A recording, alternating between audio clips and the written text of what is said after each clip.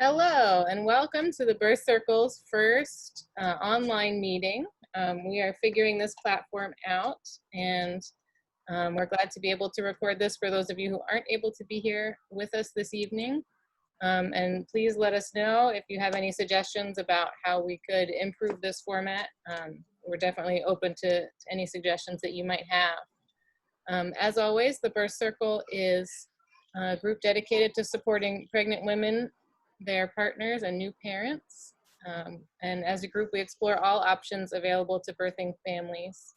This is a judgment-free zone where we hope that everybody feels comfortable sharing their experiences and their questions and concerns that they might have as they go through this journey. So tonight we are excited to have Kailyn and Cassie sharing about some things that you may expect when you are approaching your labor and birth, and some tools that you can have to help you have the kind of birth that you are hoping to have. So I'm going to go ahead and turn it over to them. All right, thanks so much, Ariel. Hi, guys. My name is Kailyn Browning, and I am actually honored to be a part of the Birth Circle board. So the Birth Circle is very near and dear to my heart. But I'm also excited today to be able to be on here and being able to talk about birth stuff with you. My good friend Cassie Garcia is here too. So we're going to be taking turns, kind of switching off, talking about different things. I am the founder and owner of Birth Source, which is a local business, and I offer birth and postpartum doula support, as well as placenta encapsulation and other options for the placenta. And I am a certified GentleBirth workshop instructor. So that's what brings me here today. Cassie and I are both GentleBirth instructors. And so we just really wanted to share with you some small snippets of what we would normally teach in a full workshop. Normally we have full weekend-long workshops in person. Of course, right now there's almost nothing happening in person. So right now we have a virtual adapted format that we have created. So we have Facebook-based classes that go over the span of a week. So we're able to delve much deeper into these topics in that, but we definitely wanted to give you some really useful tools today and some good takeaways for you and for your upcoming birth. So I thought I'd tell you a little bit about my journey, because I'm a mom of five, four that I have the privilege of taking care of each day, and one that is in heaven. And for my 4 full-term live births, those were really huge learning journeys for me. And that's what brought me to wanting to be a childbirth instructor now. And so I thought really the best way to highlight some of why Cassie and I feel like these things are so important is to tell you a little bit about my background and why I teach this class. So like I said, mom of 5. With my first, who is 8 years old now, honestly, going into preparing to give birth the first time, I was terrified. Basically, the only things I knew about birth was Hollywood stuff and what my mom and my grandma talked about, and they always talked very, very negatively about birth. And so the main thing that I knew was everyone just kept telling me to make sure you get to the hospital in time to get your epidural, and hopefully everything will be okay. So I had tons of fear, you know, even with the epidural, I still had lots of fear of, okay, well, what is this like? What's it going to look like? What if I'm screaming? What if this? What if that? And just really, I guess, had this mindset of that it was going to be something I was going to go into the hospital, and this is going to be something that was done to me. And it was a very vulnerable feeling. And so, long story short, I did get to the hospital in time for my epidural. I really didn't have a terrible, scary experience or anything like that. But I did come away feeling very unempowered by a lot of the things that happened during my birth. And they were things that I thought were totally normal, and I didn't think that there was really any way around those circumstances that happened. So I just kind of moved on.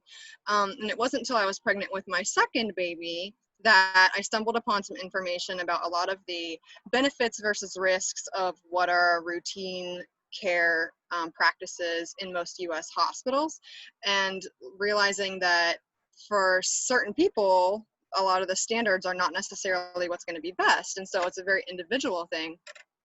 So that time I decided to invest in a independent childbirth class. For my first baby, I just took like the free class that the hospital offered and just learned a little tiny bit about some breathing techniques and what to expect at the hospital, and that was about it. So with the second one, my husband and I invested a decent amount of money in it, and we spent about like 6 weeks traveling out of town to go to these classes, and spent a lot of time studying on doing tons of homework when we were home, and it really just shattered so much of what we thought we knew about birth, and what we realized we had a lot of misconceptions about what may or may not be best for individual moms and babies. So I was able from that class to learn a ton about the stages of labor, which is something we're going to delve into today. Learned a lot about what those stages look like and how there are signs of which stage you're probably in. And you can take those and have an idea of what's going on right now. And then you can understand the sensations that you're feeling more, and understand the emotions that you're feeling more. And then know different things that you can do to work through that stage of your labor. So that was incredibly empowering to me. Learning to understand what the birth process is designed to be like was very empowering for me, because I basically just had this image of, oh, it's this horrible thing that happens to your body that's like not good, basically. But that's not to say that things can't go wrong in a birth, but just understanding the physiology behind how it's wired to be and that it's designed to work was very comforting. And then also just learning a lot about what those different tools are that I can use during my labor, so that it wasn't just, well, what if I don't get the epidural? Like, there were other things that I also knew were options that I could use all throughout my labor, with or without an epidural. And so that birth ended up being an unmedicated one. And let me just say now, what we're talking about here is not about medicated birth versus unmedicated, that one is better than the other. We are here to talk about all your options, because everyone is coming from different background, everyone has different needs and experiences. So all the options are on the table, but we just want you to be aware of what all those options are, so you feel like you're equipped with the full toolbox, as we call it, when you come into labor, and so that you can feel not like this is something that's going to be done to you, that you have to be stressed out about so much, but that it's something that you can look at more as a challenge, and something that you are going to be going and actively doing. So without further ado, Cassie is going to jump into talking a little bit about what's happening during labor and what's happening in your body. So we're going to mostly focus on that today, and those stages of labor like I talked about, and a little bit on the tools, some of the different tools that you can use throughout your labor. And then if you guys have questions at the end, feel free to unmute your mic, and we can talk about whatever questions or concerns are on your mind. Yeah, I think that's it. All right, Cassie, go ahead. Hey, I'm Cassie Garcia. I am also a GentleBirth instructor and have been friends with Kailyn for, I don't know, since we were pretty young. So it's really exciting to be able to work with her on birth stuff that we're both interested in. But I've had 2 babies, and I am currently expecting our third, and we're due in October. So kind of like Kailyn, the first and the second were pretty different experiences. And I felt like with our first baby, we really delved in as much as we knew to. We took a 12-week class, my husband and I. We talked about natural childbirth. We decided what we wanted, and we wanted to do it in the hospital as naturally as possible. And let me just say, it is totally possible to have a natural childbirth in the hospital and have a great experience. So that's what we kind of went into it with. And honestly, things didn't go 100% as we expected, but I mean, does it ever? No. So, and that's okay. And it was still something that by the end I was, I did feel empowered. I felt like I could do this again tomorrow. Not really, but you know, that kind of mentality. And I felt like I came out of it feeling like like I accomplished something, like it was me. But I was afterwards, as we were looking back, there were a few aspects that I thought, if I do this again, I would do this differently. And so we did choose a home birth for the second time, and we felt really confident. And I was eager to share with my fellow pregnant friends some of this like education, because I felt like that was such a huge impact on our experience, was being educated and knowing kind of some of the things we're going to talk about today, and so much more. Obviously we can't talk about everything, but I felt like that was a huge part of empowering us as we were going through this experience. And there just wasn't a lot available. My great instructor that I had was retired, so I thought, I'm going to look around and see if I can become an instructor, because now I'm a stay-at-home mom. I was a teacher before I had my first baby, so I was like, oh, I could teach birth classes. That would be so fun. And I looked around at some different kinds, and Kailyn and I talked, and we decided to go with GentleBirth, because not only does it go through, of course, what pretty much every birth class goes through, you know, all that nitty gritty labor, stages of labor, things you can do, risks and benefits, those kind of things. But also it spent a lot of time, probably about 50% at least, really delving into the mental and emotional aspects of birth. And so many things that we talk about in our workshop can be applied not just to like when you're in labor and delivering a baby, but before, during your pregnancy, and afterwards, when in your early parenting time. Like, so many things, helping you have that positive mindset, and helping you not to feel as overwhelmed, or have the tools to deal with things as they come up, and not be just totally overwhelmed. Because you can take a 12-week class and you can learn everything there is to know. You can read all the books, but when you hit a stressful situation, or things kind of don't quite go like you want them to, it can just all fly out of your brain because you're stressed, or you're worried, or you're anxious. So having the tools to deal with that, and also adding the knowledge, was a huge deal. So we love that about the GentleBirth workshops. So, and that's why we chose to go with that particular kind of workshops. So, as we're getting started here, we're just going to take you through, we're going to go through the stages of labor and kind of different things that you can expect. But before we do, we want to give you an idea of what a contraction is and what's going on, because we're going to refer to it in the different stages of labor. And you've probably heard the word contraction, and you might have something that pops into your mind that you're thinking of what that means. But we want to kind of give you, like, step back and look at that before we go into the stages of labor. So if you were in our workshop in person, we would give you a balloon and a ping pong ball and have you do this demonstration yourself with your own hands, because I feel like it's really powerful. And maybe it's the elementary school teacher in me that wants you to do it with your own hands, but try it at home if you have those things available to you. And it's really tricky to get that ping pong ball inside the balloon. So, have fun with that. But once you get it in there, you hold the balloon, and I am at my parents', they're watching my kids, and I have ping pong balls, but I totally forgot my balloons. So I cannot do it for you, but I have a short video to show you. You'll hold the balloon so that the ping pong ball is blocking the air and keeping the air in the balloon, and that's how it starts out here. And I'm going to share my screen and show you a little bit, and what it's going to do is give you a little bit of a demonstration of what a contraction is doing. Obviously not precisely, but it'll give you a visual, and where the pressure is and what it's doing. When we talk about things like, am I dilated and am I effaced? How much? How is it doing that? What's actually happening? So the part of the balloon at the bottom that you would normally tie, that part, it's sticking out underneath the ping pong ball, is demonstrating your cervix. So it's kind of a long, narrow tube.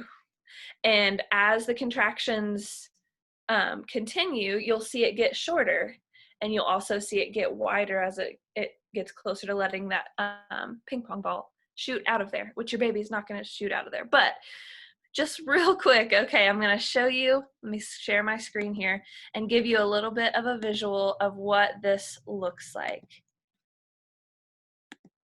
happening to the neck of the balloon here, and it's not opening very much. These are the Braxton Hicks contractions that are just practice contractions that are more and more common towards the end of pregnancy, but they don't do all that much to what's happening to the cervix. So real contractions happen at the top of the uterus. That's where the power of contractions happens. It's the muscle fibers at the top here getting shorter and thicker, which squeeze the top and then pull up on the side of the uterus here. And just like with real contractions, I have everybody just squeeze and then let go, and then just squeeze and let go. You just have to do a little bit at a time. And you can see how we're getting that effacement or thinning of the cervix down here. And not much dilation is happening while we're still working on shortening the cervix here. And this is a lot of the work that's going on in early labor. It's mostly about that shortening and less about the dilation. So once we get to much more effaced, much more thin, then we're going to start dilating the cervix there. And a lot of people get kind of nervous at this point. It's like, oh no, I don't want to push. So we always have a bit of a joke. It's just like actual labor, where you'd be like, it's okay, just breathe, do it gently. You're stretching beautifully, and then just give it one more push, and the baby will be here. There you go. All right, and the baby will not shoot out of you, I promise. But, well, mostly.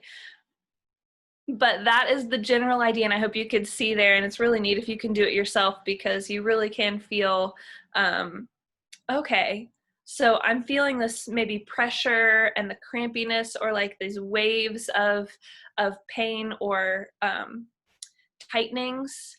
But if you don't know what that's doing, it can seem scary or more painful than it needs to. And we talk a lot about the mental and emotional aspect of this being things like fear. Fear and anxiety are amplifiers of pain. So I like to share, like I had something wrong with my arm after I had my first baby, and I was carrying everything in this arm, or carrying the baby in this arm and doing everything with this one. I ended up having some pain, and it got to the point where I'm like, oh no, I think I broke something. Something's torn, something's awful, something horrible has happened. And I was panicking, went to the doctor, and they're like, oh, you have tendonitis. Immediately, the pain was not gone, but it was so much less, because my anxiety, my fear of what might be going on in my body, it was somebody told me what was going on. And I'm like, oh, okay, I can deal with that.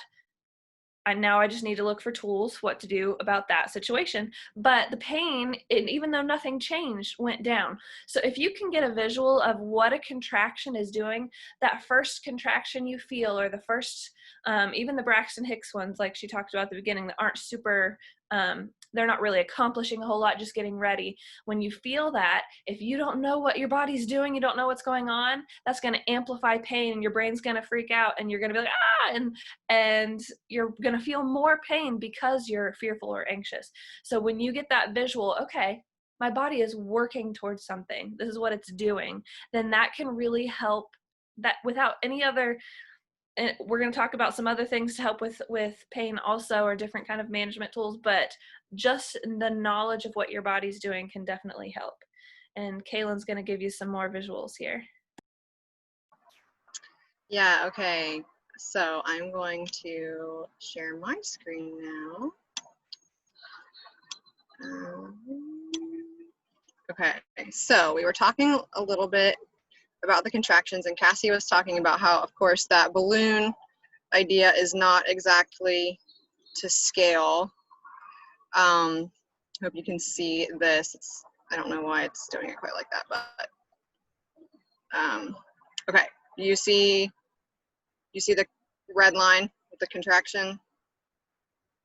No. You see the baby?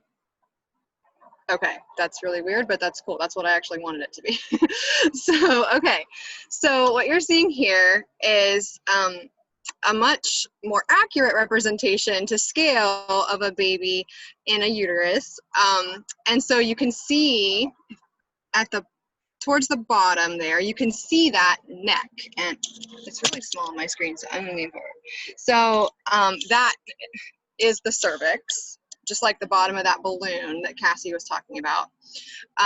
And so at the beginning of labor, before birth even begins, before labor begins, this is what the cervix looks like. And you can imagine, you can't see the whole uterus in this picture, but the uterus is like a big upside down pear, very similar to that.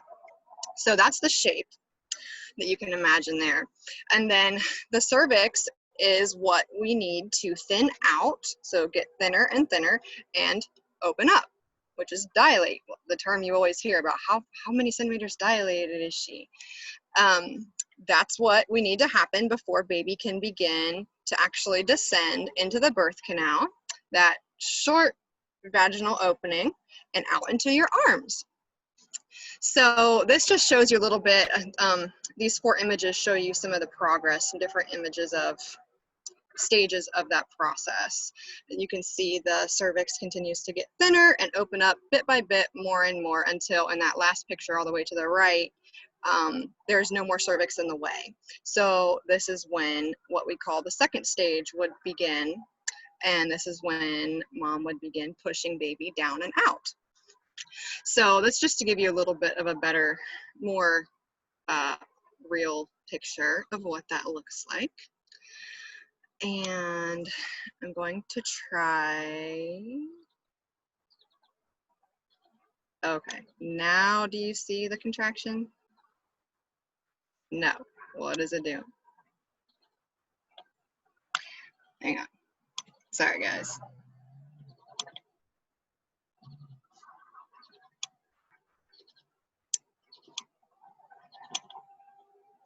So now do you see it? Okay, cool. So when you think about a contraction happening, of course, first think about that balloon image and what's happening within the muscles as they're shortening to open up the cervix so your baby can come and be in your arms. This is what you might see if you are in the hospital and you are at any time hooked up to a monitor, then you will see something similar to this on the screen. So you can see that the contraction on a screen looks like a hill. So when a contraction comes on, it is that the fibers of that muscle are again shortening, tightening, and it comes gradually. It's not like boom all of a sudden. It's just this gradual tightening that gets stronger and stronger until it peaks. And so that's what you can see on this image here, and you can actually see that happen on the monitors in the hospital. And then it will gradually start getting looser and looser again and easing up, and then there's a rest period. So it's not this constant, like something you might see on TV where this woman's just like thrashing around in this constant pain. It's not, that's not normally what you're gonna see, especially early in labor. So we have these contraction patterns where you can see here, this one is lasting for 1 minute, and then there's 5 minutes until the beginning of the next one. 5 minutes from the start of one to the start of the next. And so that's just to give you another idea of what these patterns can look like. And then as labor is progressing, those contractions generally get longer and stronger and closer together. But this is one of the patterns that you can look for usually at the beginning of labor that tells you, okay, this is the real deal. This isn't Braxton Hicks anymore. So Cassie's gonna talk about that. Yes. Okay, so as we've explained what a contraction is, now when we refer to it, I hope you have like a good visual, and we're going to refer to some of the things we talked about. So let me share. We're going to start with, this is called early first stage of labor. So the first stage of labor is broken up into a few different parts. So I'm going to, let me see, early first stage, make sure I open the right one. And we just decided to get together, Kailyn and I, and make these little visuals to help our students kind of get a good perspective, an idea of what all of these things were about. And we picked 3 different things to focus on: the emotional signs, physical signs, and then what you can do about it. So there's really specific emotional signs. And while you might be in the hospital encouraged to, or from what you've read or seen, encouraged to label your progress through labor by how dilated you are, that seems to be just, it's a number. You go 0 to 10 and it's easy. Okay, I'm going to go 1, 2, 3, 4, 5, 6, 7, 8, 9, 10. There we go. Well, it's not like you can put yourself on a timer and say, okay, I should be going this far, dilating this much. As you saw with the contractions, a lot of work is happening before you're dilating. Or like for my first baby, I was dilated to 4 centimeters for a month. I'm like, why am I not going into labor? So that sometimes can be a little bit deceptive and can mess with our mind when you're expecting it to be farther and it's not, and all those things. So these are the signs that you can really pay attention to as far as where you are in labor and how you're progressing. So your emotional signs. So you're excited. Oh my goodness, I've been carrying this baby forever. Yay, come out. So I can meet you. So you're excited. You want to do things. Okay, do I have everything packed? Am I ready to go to the hospital? Or am I ready for, if you're having a home birth, for my people to come to me? You're just getting things ready. Is the dog fed? Somebody's going to watch the other kids. Like, you're calling somebody. You also may have some disbelief. Like, I don't really know if this is labor. Something's happening, but I don't know. So physical signs are what we talked about, the contractions. This would be a good time when we're talking about what to do. Skip down there a little bit. There are really cool apps out there that can help you time your contractions and get just a more clear idea, written on on an app where you can see, because you can feel like, oh, I've had a lot of contractions really pretty close together, but you may not realize how much time is passing in between, or that there's bigger gaps. So what we're looking for to see if you're really in the early first stage of labor is, are they about a minute long from the beginning where it starts until the contraction stops? Is that about a minute long? Are they about 10 minutes apart, measuring like that graph showed from the beginning of one contraction to the beginning of the next? And is it consistently staying like that for over an hour? So a lot of times your body is like revving up for it, and you'll have some contractions and they were probably feeling real and they're getting consistent, and then they may peter out for a while. You're getting ready. That's still a great sign. Things are happening, but you're not really in the early first stage of labor until they keep going. So if you have the app, there's apps, you can just search contraction timing apps on your app store on your phone or whatever, and you can just click a button that says start when it starts, and click it says stop, and then it kind of gives you a chart as you go on, or a graph that shows you, okay, this is really what's happening, this is how long. So measuring those contractions, that might be something you want to do at this point because you're wanting to do something. You're like, okay, it just started, I noticed it, I'm paying attention, but I'm kind of outward focused, so I can look at my phone, I can do these things. You may have bloody show. It's one of those things that this is a time in your pregnancy when it's really a good sign to see some blood. Obviously not like gushing blood, but you're going to see some blood as, as we were squeezing that balloon, keep thinking of that, as things were thinning out. There are membranes that are breaking. There's some blood vessels in there. You're going to see some blood. The mucus plug is another thing you might have heard of. You might have heard about. You may have lost that earlier, or you may lose it during this time. Those are some things you can watch out for. And then what can you be doing? You are probably at this point going to be wanting something to do. But one important thing we want you to remember is to relax, because tension, being anxious, being fearful, those things are going to amplify pain. They're going to we talk a lot in our workshop about hacking your hormones and being able to create an environment within and around yourself that promotes the beneficial hormones that help this process along. So tension, stress, those kind of things are not what you want, but you can relax. And there's a lot of good, the GentleBirth has a great app. GentleBirth has a great app that has some, and I think Kailyn's going to talk a little bit about that too, that has some things you can listen to. There's other places you can find things Also, you can be moving. A lot of time movement is helping the process. It may make you feel a little better too. This will be a good time once you're like, okay, the contractions are continuing. Let's contact if your partner's not there with you, obviously if they're at work or something, you may want to give them a heads up. If you have a birth team that's coming for a home birth, or if there are preparations you need to make for the hospital, that is a good time to do that. Any final preparations, packing your bags, that's what you can do during this time. So I hope, and Kaylyn's going to talk about the next part of the first stage. Let me get out of this share there.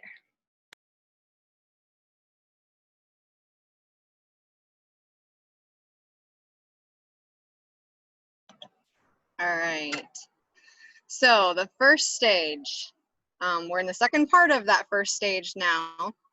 And during this first stage of labor, normally, I say normally, there's not something abnormal. I guess just a lot of the time, moms at this point feel more of a sense of acceptance, where before they were like, is this really it? I don't know. Should I be bothering people? Should I not? Maybe it's going to stop again. At this point, it's like, okay, this is it. We're doing this. And just kind of getting your mind in that place is what's normally happening now. A lot of times moms are feeling, especially GentleBirth moms, if they've gone through all this training and we've been able to really focus a lot on getting our minds in a good place for birth, moms a lot of times feel confident and committed, like, all right, let's do this. And this is it, that kind of excitement. Posting about it, sometimes the baby's coming. You'll see those kind of posts. Contractions are usually still about 1 minute long, and then they're usually about 5 minutes apart or less. They could be already beginning to get closer together. During this time, mom might be hungry, and that's okay. Mom can go ahead and eat, because you think about it, with any kind of big strenuous physical activity, we need the right kind of fuel for our bodies. And so if you're feeling hungry during your labor, then that's your body saying it needs some fuel. So definitely feed yourself. You might also feel more pressure, maybe some things like menstrual cramps, and you may notice those contractions as they're tightening. You may notice that they are stronger, tighter. During this time is often time to go ahead and set up your space. So before, you might have been like worrying about getting to the hospital or worrying about getting your birth team to your house, getting all the right people there, and now you can kind of shift more to, okay, let's set this environment up to be something that, again, like Cassie said, hacks your hormones and helps get your body feeling free to do the work that it needs to do. So some things that we talk about are thinking romance. So when you think about the things that make you feel warm and fuzzy and relaxed romantically, for example, a lot of times that's low lighting. That might be comforting music, or just any kind of music that you like. It could be like strong rock music or something, just some kind of music that you like and that you get into. Even neat things like lights, like little tea light candles or things like that, that just make it a real warm kind of serene environment, could be something that feels like the right kind of thing for your space. Relaxing is so huge, and it's a whole lot easier to relax once you're in labor if you've been practicing it for a long time leading up. It's really different if you're just in the middle of labor all of a sudden and people are saying, just relax, honey. It's like, how do I do that? I don't know. So I would really encourage you to practice, have a certain amount of time set aside each day. It doesn't have to be a lot, where maybe you just lay down and close your eyes and go through each part of your body and tighten that part, like tighten your hand, and then release it. And really be aware of what that feels like when it's released and the difference there. And just getting more in tune with your body in that way can really make a difference, so that you can start being able to consciously choose, okay, I want to release those muscles right now. So practicing that a lot, day in, day out. And if you have a partner or someone who's going to be your labor support person who is around, who can help you with practicing with this, they can be great at helping you know if you're really relaxing or not. Sometimes you think you are and you don't realize how much tension you're still holding. So it can be really good to have one of them around, and they can feel your arm and tell you, okay, tense it, and then you tense it, and then they'll tell you to relax it. And then they might say, no, relax it more. And so practicing and getting in tune with that is huge. And letting your labor support person get in tune with that too can be huge, so that when you're in this first stage of labor and you're wanting to relax through a contraction, they can even feel your arm or your calf and be able to see, oh, you're not really relaxing, and they can encourage you and remind you to do that.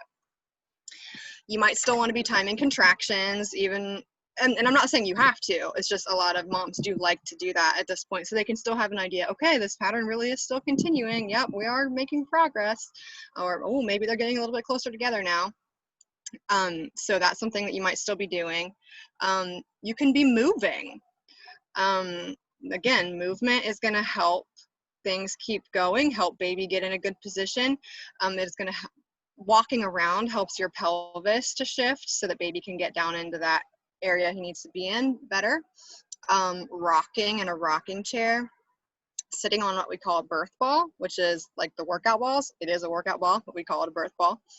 You can sit on that and just move in whatever way feels comfortable for you, and that is encouraging baby to move downward in the pelvis. Just whatever feels good to you is okay. You do not have to stay laying in a bed. Let's see. Oh, so then it says at the bottom, use techniques that you practiced. So that relaxation technique is a huge one. Another one is that GentleBirth app that Cassie mentioned. I cannot sing its praises enough. If anyone signs up for the actual GentleBirth workshop, you get a 30-day free trial, but anyone can sign up and get a 7-day free trial. The app itself is free, and then you can sign up for the free trial with your email address. And that app, you can put in your specific situation, like if you're carrying multiples, or if you're planning a cesarean, or if it's a pregnancy after a loss, different things like that. And it will give you suggested tracks to listen to each day that will help start shifting your mind and your mindset to be able to be more calm and confident and feeling more in control within yourself, regardless of if everything goes exactly the way you had hoped it would during labor. Kind of like Cassie was just talking about a little bit ago. But there are certain tracks that are affirmations. So those are great because you can start really getting those positive thoughts about yourself and about birth and about your baby in your mind.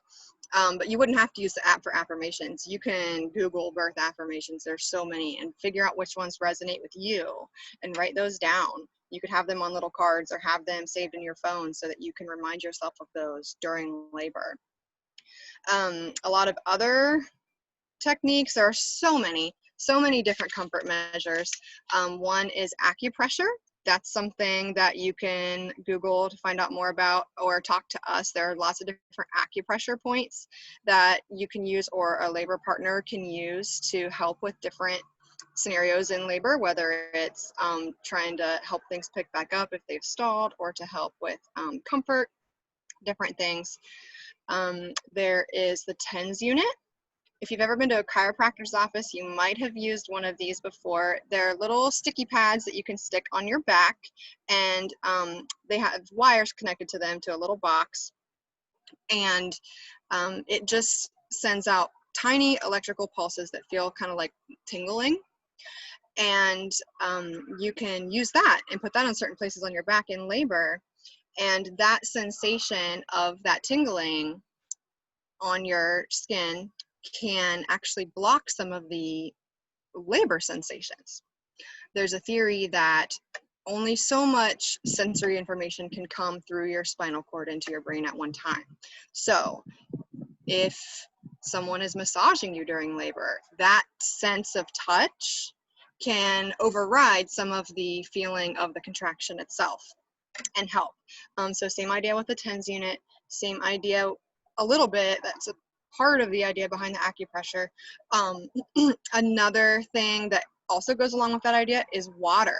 You can get in a shower, and that a lot of times a shower is just a relaxing environment for people anyway. So getting warm water that feels really good, just being in an environment that you normally are relaxed in, can just help you relax and help you let go of any tension. And that again is going to help those hormones in your body do their job and help labor to keep progressing and make you more comfortable. Another great option with water is to get in a labor or birthing tub. And that can be as simple as your bathtub in your house, if it's big enough and you feel comfortable in it. Or you can get, the Birth Circle has inflatable labor pools that we loan out for free from our lending library. And there are places you can purchase them. A lot of midwives have them. But that's just water you can get in, and it feels so good. They call it the natural epidural, and there's a reason. And I wouldn't say it actually does everything an epidural does, but it is really great. If you're planning on giving birth at Oblenis does have a labor tub as well. I don't know offhand. Becca, you or Ariel may know if that's still an option right now during COVID. I know in some hospitals it's not, so I'm not sure on that one right offhand. But those are just a few ideas. Let me see if there's any more that I wanted to make sure I mentioned. Oh, positions. So we talked about moving around, but also just getting in different positions. There are so many great positions for labor.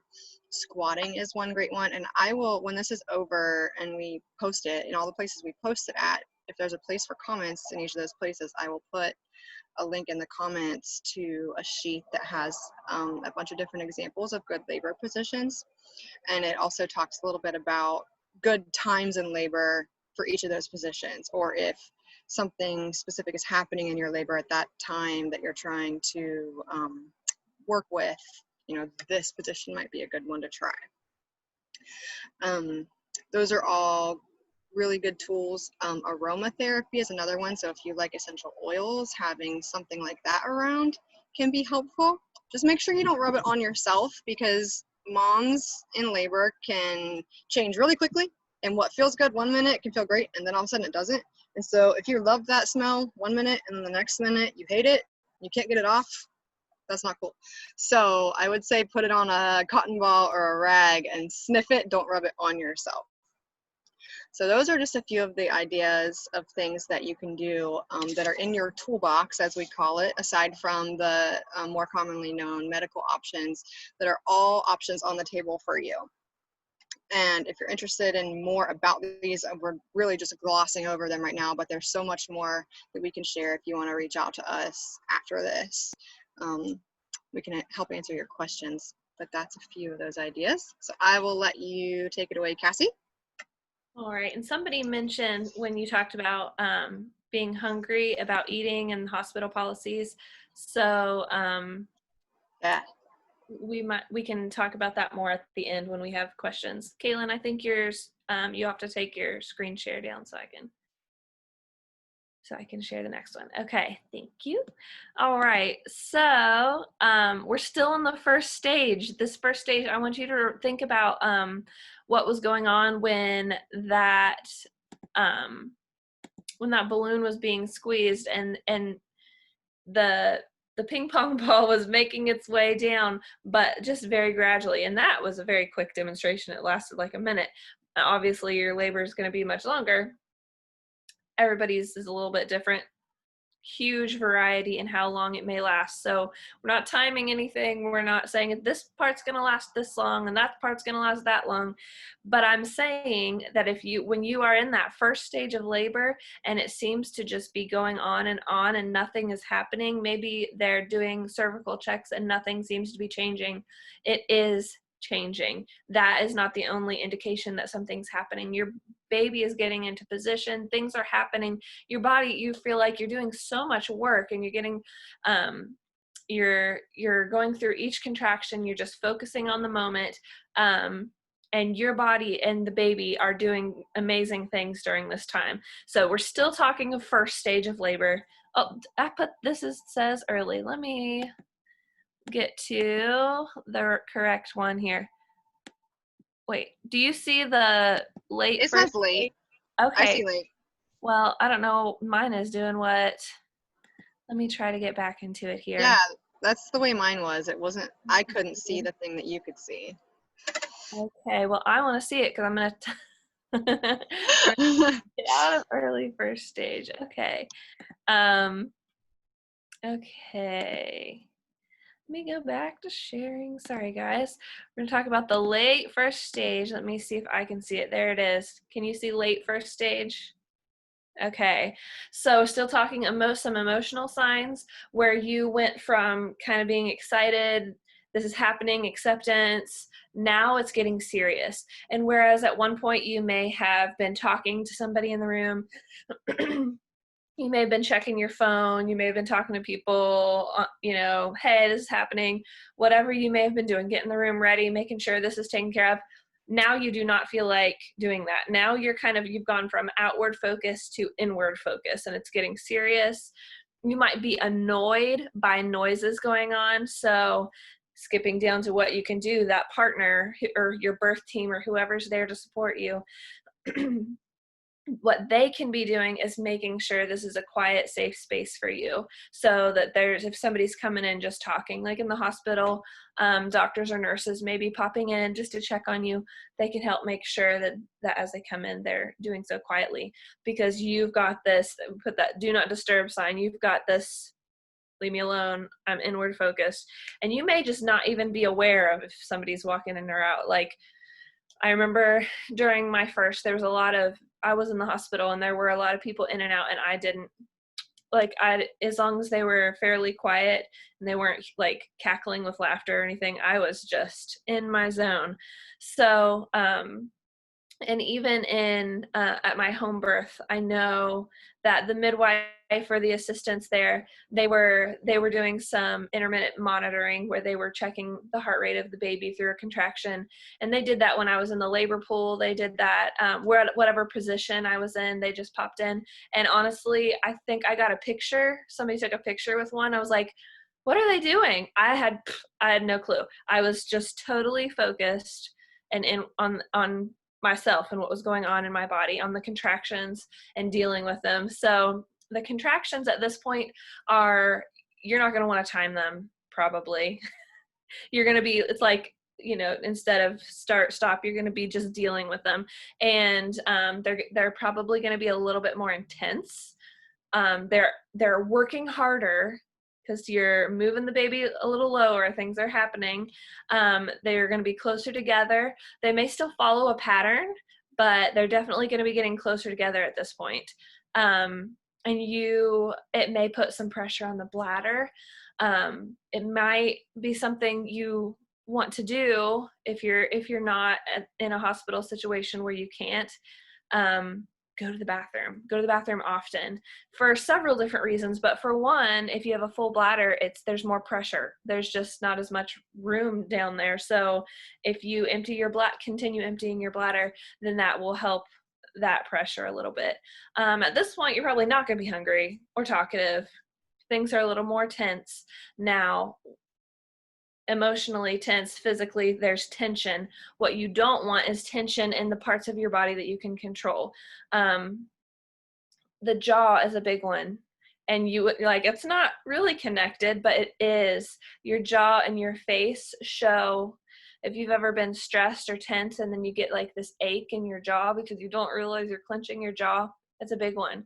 And also, like she said, focusing on even your hands, your arms, your head, your neck, whatever, your shoulders, releasing the tension and all that. So when we say things are tense, things are tensing up involuntarily, but the things that you can control need to stay relaxed if at all possible. And that's a great thing that a birth partner, a doula, I had Kailyn as my doula for both, and she was really great at reminding me. She would notice that when I'd start getting tense during contractions and say, just really gently, just relax your face. And that was just such a good reminder. It was something else I could focus on, and just releasing that tension in my face just kind of traveled down the rest of me, and I could relax that a little bit more, and that was less painful. So your birth partner, your birth team, they can be ensuring that quiet space like we talked to at this time. We can remind you, okay, relax your face. Let's go to the bathroom. you know, it's been a little while since you went to the bathroom. Let's go ahead and do that. Especially when labor has been going on for a while, you may be like, your body's needing some energy, but you don't feel like eating. You may have somebody just holding a straw up to your mouth with like coconut water or water in general, things like that. Gatorade, things that you can be sipping on to help you get some more energy, get hydrated, those kind of things that you're not thinking about right now. So your birth partner, your birth team can help you with that. And just encouraging, because sometimes at this point, labor has been going on a while, and you're like, okay, it's like the point in a marathon. I've not run a marathon, but I'm imagining if I had, the point where you're like, okay, I'm over halfway. I'm kind of been in the groove, but my goodness, is this ever going to end? They may need some encouragement. You're doing amazing. Oh my goodness, your body is doing amazing things. You're going to see your baby soon. That kind of encouragement might be good. Now, remember also, at this point, mom may not want anybody talking. So you got to be sensitive to, she needs some encouragement. Okay, now I'm going to shut up because she's focused. But just kind of be ready and be willing to kind of throw that in there. And that is the late first stage. So far, this has all been the first stage of labor. Now we'll give it to Kailyn. Okay, so next we get to talk about transition. So transition, I guess we lied. We told you there were 3 parts of the first stage of labor, but transition kind of is the 4th one. Because it's called transition, it kind of falls between both first and second stage. So transition is the part where if you thought it was getting real during that last first stage, now it is real. This is when it's really, really real. So emotional signs at this point. This is when you might hear mom, or you might hear yourself, if you're in labor, say, I can't do this. And I don't know that I've ever been to a birth as a doula supporting a mom in labor who hasn't said that. And they get to that point when they say, I can't do it, it's too hard.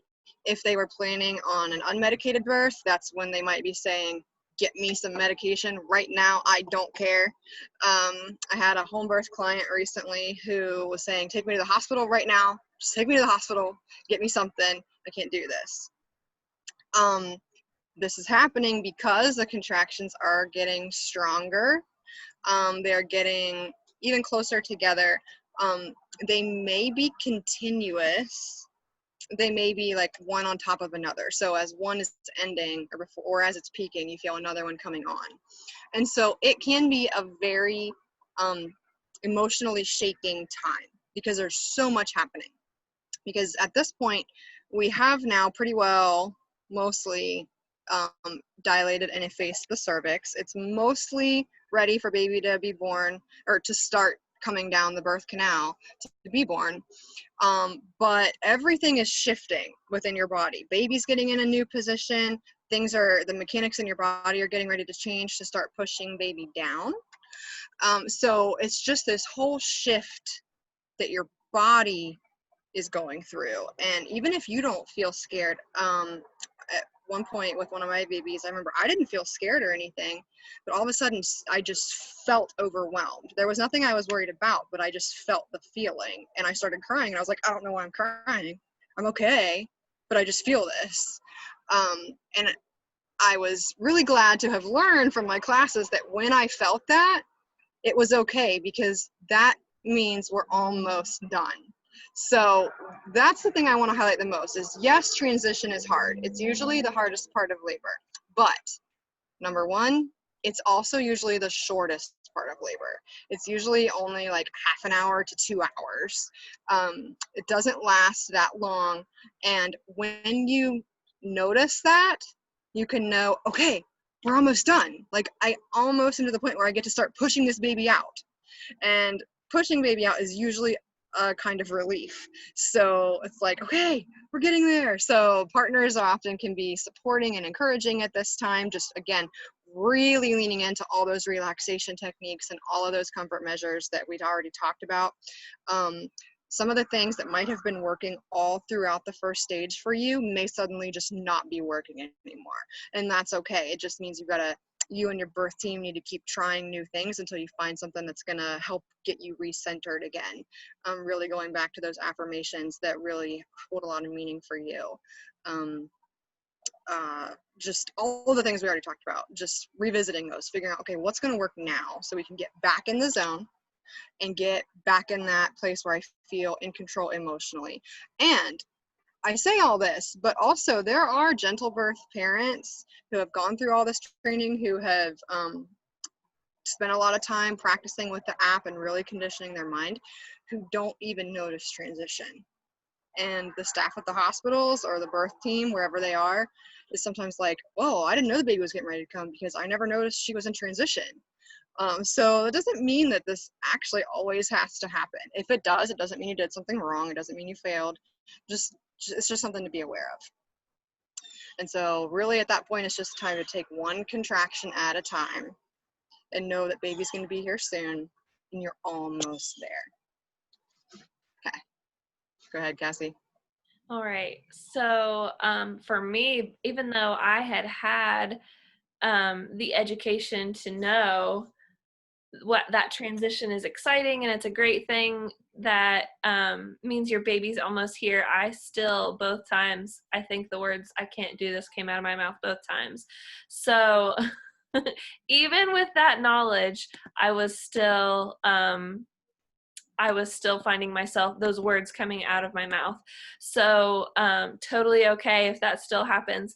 And just one really powerful memory I have of my first home birth, which was our second baby, was saying that. And I was surrounded by, I had my husband there and my sister, and Kailyn was there as my doula. I had a midwife and the backup midwife, secondary midwife, and a couple in training, and I think they all at the same time said, "Yes, you can," all at the same time when I said I couldn't do it.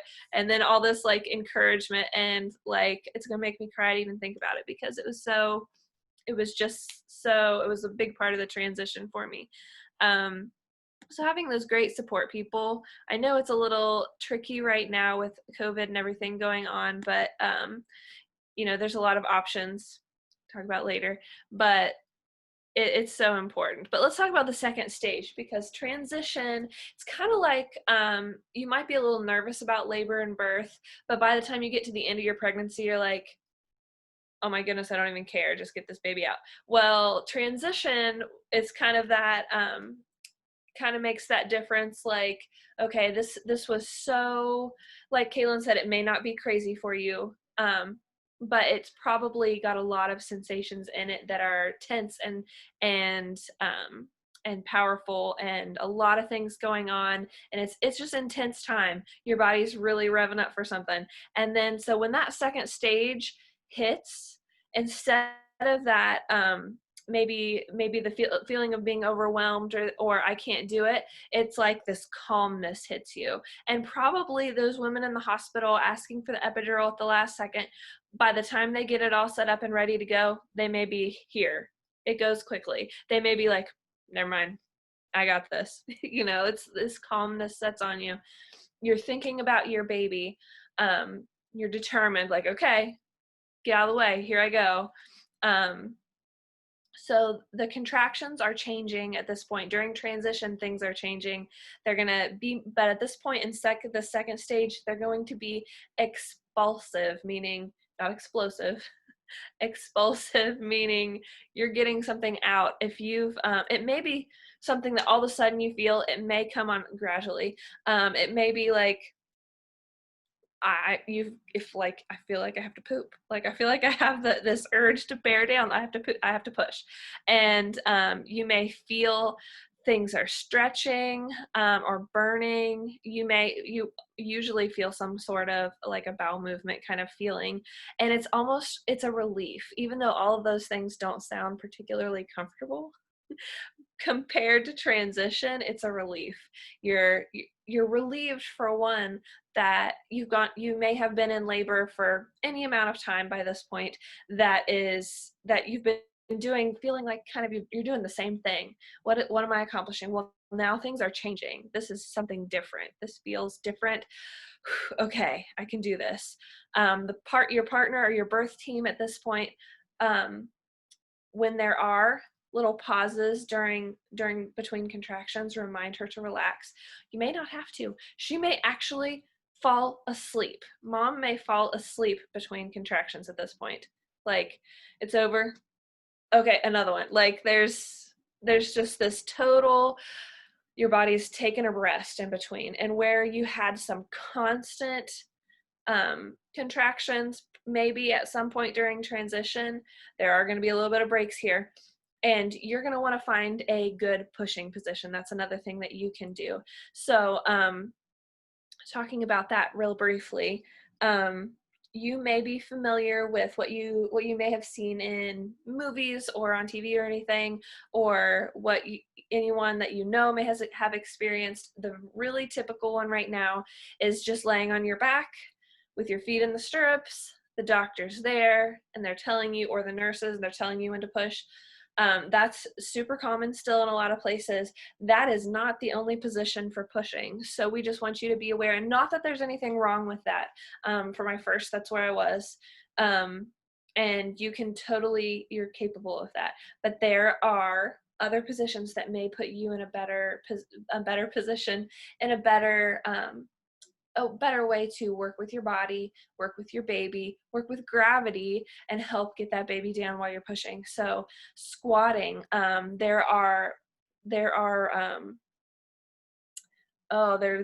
people think of like being squatted down sitting on a toilet, but there are, birthing stools, that's the word, that people can actually sit on with, only instead of a toilet there's like a gap, obviously, for the baby.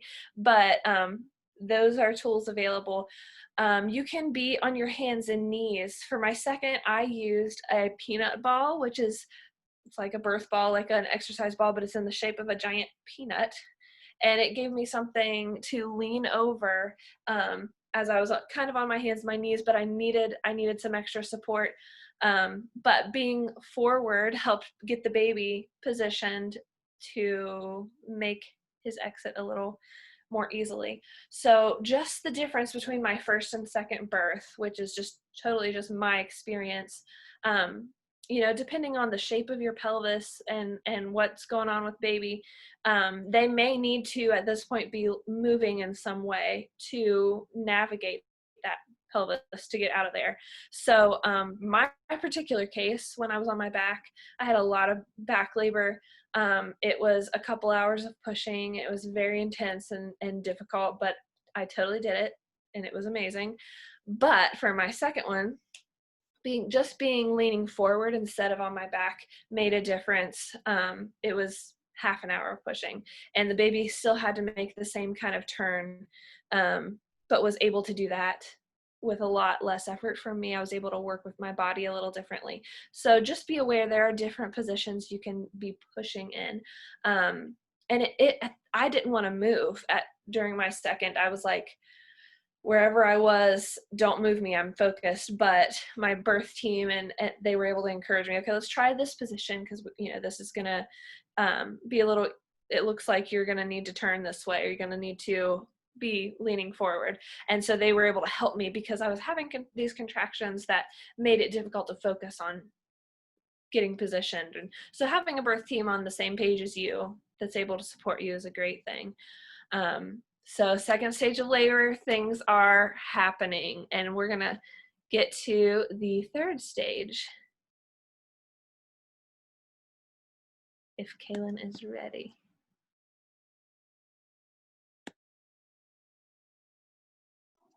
All right, third stage. So this is the last stage, and we'll just go over it real quickly because I know we're getting close on our time. But at this point, baby is here. Baby is hopefully, ideally, on your chest or on your stomach, your abdomen if the cord is really short. So baby is still connected to your uterus through the cord, but baby is on your chest, and you may feel any combination of emotions, and they're all okay. You may feel overwhelmed. You may feel really tired, hungry, just overjoyed, happy. You may feel relieved. You may feel a little bit confused. I know with my second, I felt confused because I was like, wait a minute. I thought I'd heard that you were supposed to get this big rush of adrenaline when it was time to start pushing, and I had heard that you were supposed to feel really calm and in a new place when it's time to start pushing, but that didn't happen for me, and it felt really intense when I was pushing and a whole lot faster. And then I was like, okay, now the baby's here. What just happened? This is not what they told me in my class. So know that all of this is general. So your experience could be a little different here or there, and that's okay. It doesn't mean something is wrong. So you may feel confused about something that may have happened differently than what you expected. But baby is here. And so now is the time to meet your baby. You will hopefully have your baby skin to skin on you. That is so, so important for baby and for you, especially if you intend to breastfeed. So many benefits, we can't even get into all of that right now, but just know it's super crucial to have baby skin to skin on you for at least a good hour. They call it the golden hour, right after baby is born. So just having your closest birth team, your labor support person, your closest, most trusted people there with you, supporting you during that time is important. It's not the time to start bringing in all the aunts and uncles that are out in the waiting room and all the people who are going to want to hold the baby. No, this is time for you and your baby to bond and your own little core family. This is when baby may decide to latch. And believe it or not, if you leave baby alone on your chest, baby will often actually move himself or herself up to the breast and latch himself. We're very eager in our culture to quickly get baby and try to help baby latch and get on there, but baby doesn't need to eat like right this second. It's okay if baby's trying to acclimate and understand what's going on. And there's so much happening in the baby's brain at that point that we really don't want to disturb, and just let baby take it in and do it at his or her own time. Contractions, as far as physical signs, believe it or not, you will still have contractions even though baby is born, because now those contractions are, again, bringing everything together, tightening those muscles within your uterus and closing everything back down so that you don't bleed too much. So even if they're uncomfortable and you're like, oh, I thought we were done with this, they're very, very important. This is also the time when the placenta will be born. But it's not a big deal. Not at all like giving birth to a baby. Usually at some point while you're holding baby and meeting baby and taking pictures and doctors are making sure everything looks good for you and baby, at some point you might just suddenly feel this urge to push again. Like, whoa, something's happening again. Something's coming out again. And usually with one push, the placenta's out. And it's squishy and moldable and comes out real easy. It's not nearly as big or as solid as a baby. And so then once placenta's out, the rest of the baby's blood supply can pass to the baby through the cord. And then once the cord has turned white, that is your signal that it is a good time to cut the cord if you're going to cut the cord. So that is just another key thing to remember, is wait for white. And that's when you can know that baby got all of his or her blood supply out of that placenta. I think that's about it. Oh, your placenta, if you plan on having it encapsulated or made into a tincture or a cream, those all have really good postpartum benefits for you. And if you're going to have it encapsulated or any of that done to it, you're going to want to make sure that your birth team knows about that and that they are able to store the placenta, put it on ice or in a fridge somewhere. So that's something else that will need to happen somewhere around that third stage of labor after the cord is cut. So your uterus is continuing to shrink, and as it is doing that, you will still continue to release blood and fluid, and that's normal, but your birth team should be there to monitor and make sure that it is just a normal amount of blood and that there's not anything more going on that they need to take care of for you real quick. So that is a crash course in the stages of labor. I know it was a ton, a ton. But if you want these images so you can review them yourself or have them to put up in your house, feel free to get a hold of us. We're more than happy to share them. But yeah, so let's go ahead at this point and we can open up to questions. Does anybody have any questions or just observations? I know, Becca, you mentioned a couple things in the chat already, but does anybody else have anything that they're like, wow, yes, that happened to me, or I know what that's like, or wow, that's not how my experience was. This is what I felt. Anybody have anything to add?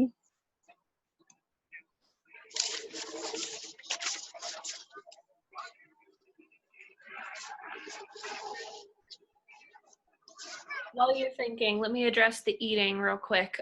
This is something, if you're going to have a hospital birth, you're planning a hospital birth, to talk to your care provider ahead of time about. And from my experience, whenever I went through my birth plan, I included that. I had a visual birth plan or birth preferences so that the doctor could look over it and give me any feedback before. I did that, a few weeks before my due date, so that we could have that discussion. It's good to do that ahead of time. And that was on there. So it's a good thing to talk about. It's a good thing to think about. And that was the only thing that my doctor said, hey, just a heads up, the hospital's policy is for you not to eat during labor. And she didn't say she didn't want me to, but just that was the hospital's policy. So I said, okay, good to know. And I brought food anyway. So I brought things like, I brought some coconut water. It's good, to help get things back up. And I packed some like canned fruit or different things that I could, because you can't really pack fresh fruit in your labor bag, not knowing exactly when you're going to go in. But, some things that maybe I would want to munch on, even things like for my second at home, they were feeding me goldfish, like the little cracker, cracker, something like that. Something that I could feel like eating. But, if you can just do what you can do, and having that conversation ahead of time gave me the heads up that it wasn't going to be something they were going to provide or that they were going to be super excited about. But I had talked to enough people that had given birth where I did that they said I did, and they saw me and they didn't do anything, or it wasn't something they enforced real strictly. And the reason behind that they even have that is because, if you were to need to this emergency and then that emergency, and all of a sudden you need emergency surgery or C-section, then that you should have not eaten in a certain amount of time because of the dangers of aspirating, which actually is much less now than it used to be. So it's risks versus benefits with all of this. So I might not even need that kind of emergency if I have the energy to do what my body needs to do. So you've got to kind of weigh that yourself and talk to them and just kind of figure out where you want to be with that. So that's my thoughts. Sean and Rebecca, I see your question about, is GentleBirth similar to hypnobirth?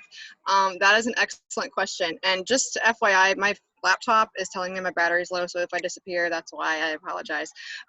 But there are similarities, because we do, with the app that we encourage all of our students to use regularly in prep for birth, there are hypnosis tracks.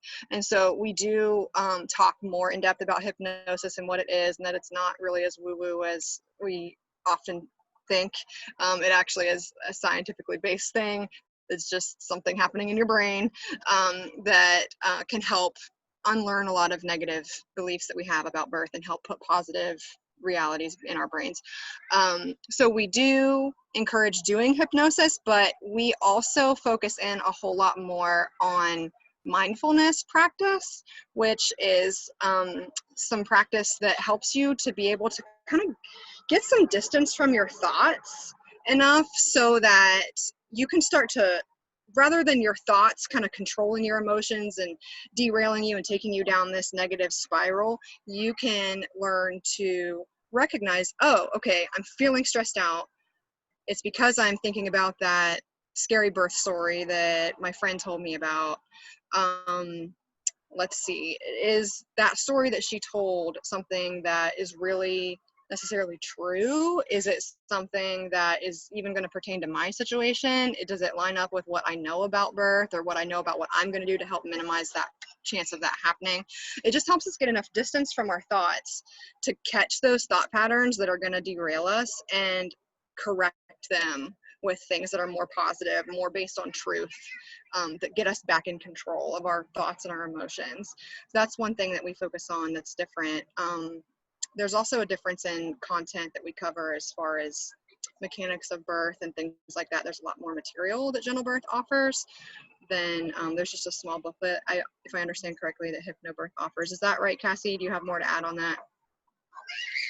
Yeah, I think hypnobirthing is more, it's more specific to the hypnosis aspect of that, whereas GentleBirth kind of adds in a few other aspects, even of just the mental and emotional side. But like she said, we also cover a little bit more of the physical, physiological things too, as far as I understand. I've never personally taken HypnoBirth, so I don't want to say a whole lot, but I do know on the GentleBirth website there's actually a specific blog post comparing the two and breaking them down. Cassie and I both took Bradley classes prior to this as pregnant moms ourselves, so that's more what we know about comparing, which they're great too.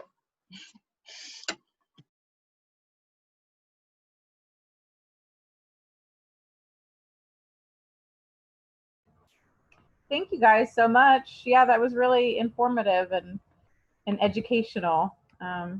You were talking about the transition phase, and it kind of made me think back to my birth and the point where I was like, okay, yeah, that was probably the transition phase. And I was in the hospital and I was, attempting to do a natural birth, and that was the point where I got scared and I started to, get afraid of the pushing, and I started to get really anxious, and then that was when I was like, okay, I don't know if I can do it, maybe I do want the epidural. And everybody, I didn't have a doula or anything, so they were kind of just going with me and whatever I wanted. So I'm hoping I can, next time around, that I can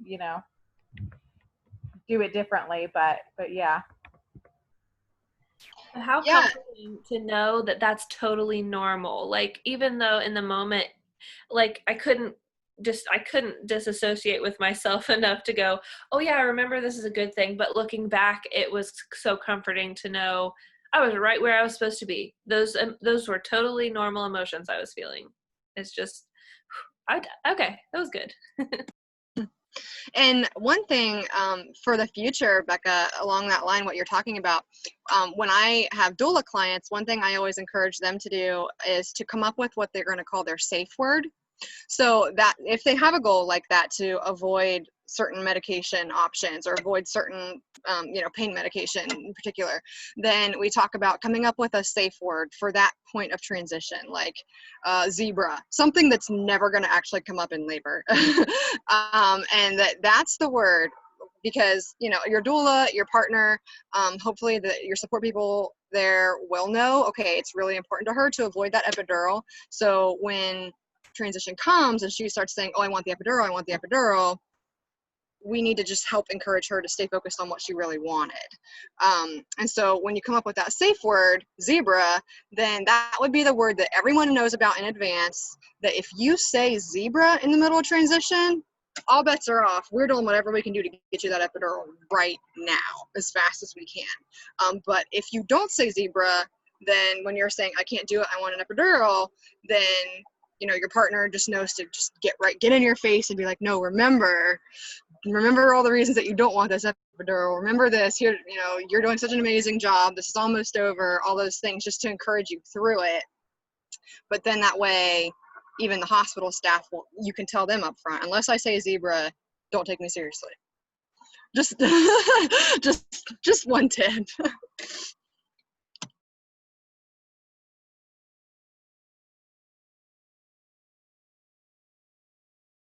And I do want to say too, I know we talk about like feeling empowered and having a positive experience, and there's a lot of emphasis on that with GentleBirth classes and with most birth classes out there.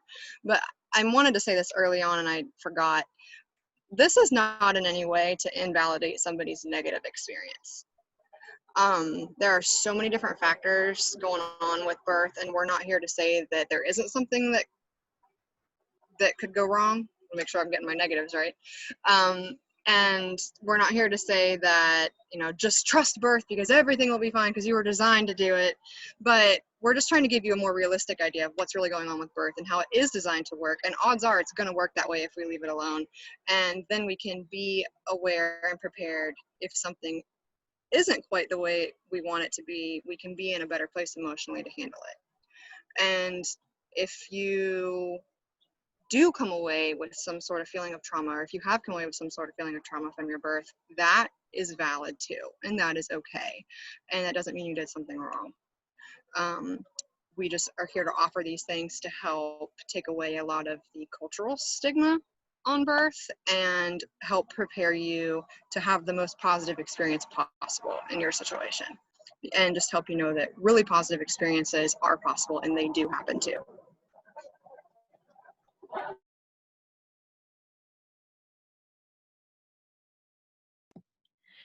And I think that was really good timing. Her computer just died.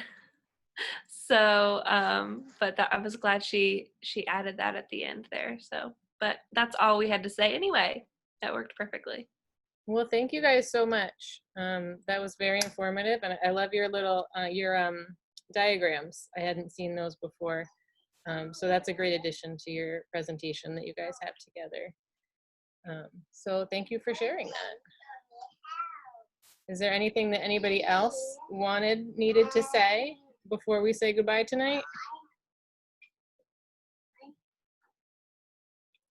Well, then I will just say thank you to everyone who helped us try this out. This was totally a new thing that we hadn't done before, and we weren't sure how it was going to work. So thanks for everybody who was able to stick with us tonight and help us test out this new format. And we will see you next month with a new topic. Thanks so much, Cassie. Thank you.